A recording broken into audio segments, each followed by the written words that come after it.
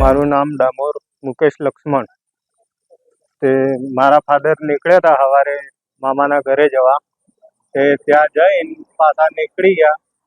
તે અમે એમ જાણતા ત્યાં રહી ગયા છે. તો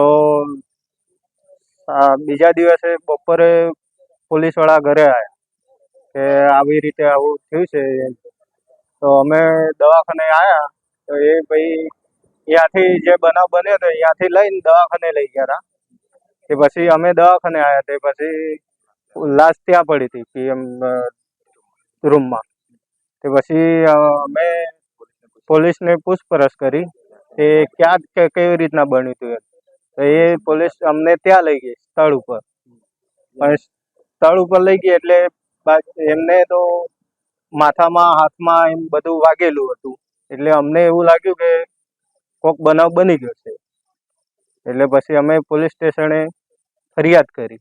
અમારે એને ન્યાય જોઈએ.